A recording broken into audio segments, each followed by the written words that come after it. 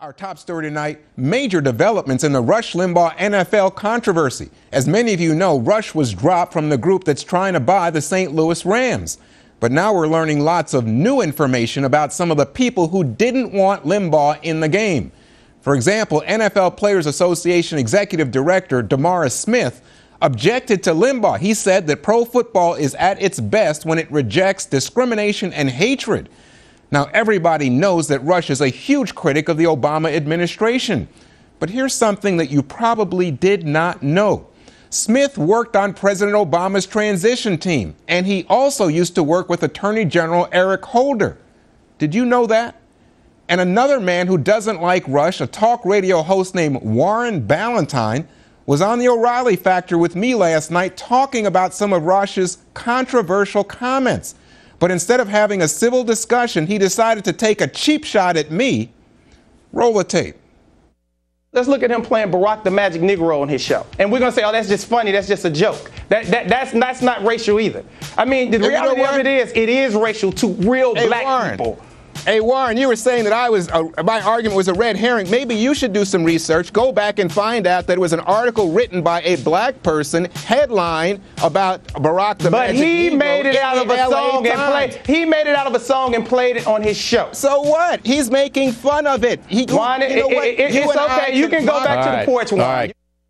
Did you catch that? This guy told me to go back to the porch. That's code for being an Uncle Tom, house Negro, lazy, a tool of slave owners.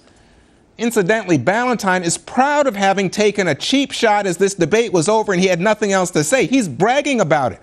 A real man would probably apologize, say it was in poor taste, and move on.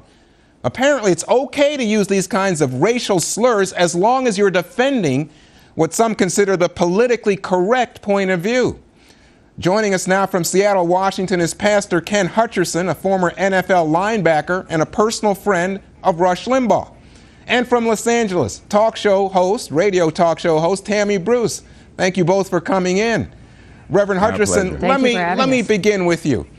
This guy, I mean, if you're a black man and you stand up and say something that's not politically correct, defend a Rush Limbaugh, and you're his friend, you see what they did to me, you must know what they will do to you. Well, you got to understand something, Juan, and it's very important for everyone that's listening to understand this, and I want to be extremely clear on this. This is extremely personal to me. You see, to you, Juan, this is a news story, a big news story. And to the young lady that's from L.A., you know, this is a news story. This is more than a news story. See, Rush and I are friends, close friends. And when you talk about being close friends, I don't see Rush as a white man. He's my friend.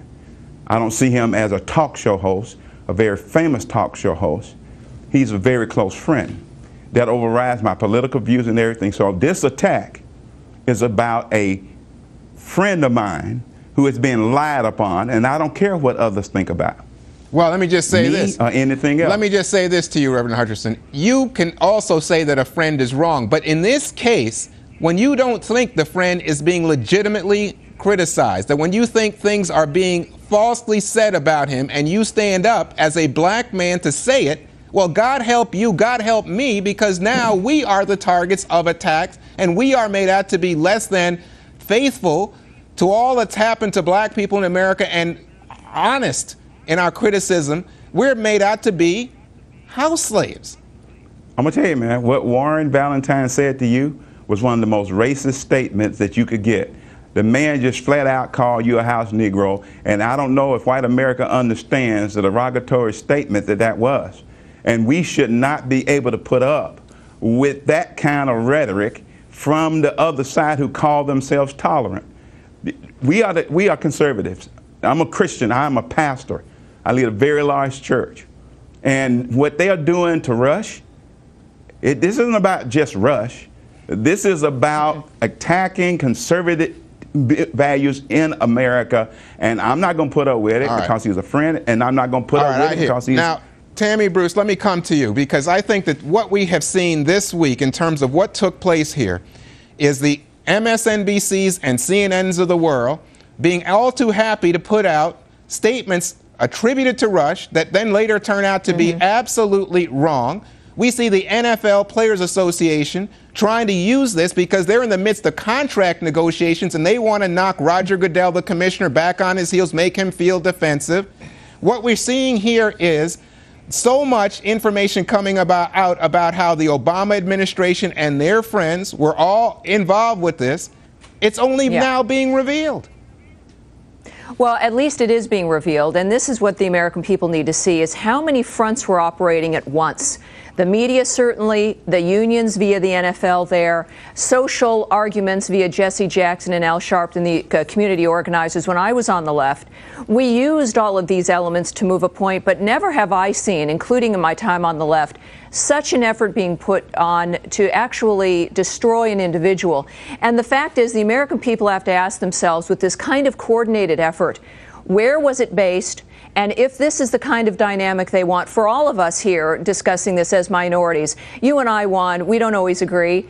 For Dr. Hutcherson, for myself as a gay woman, we have very different social perspectives. But what we all do recognize is that this is an effort to isolate and to demonize those who do not conform.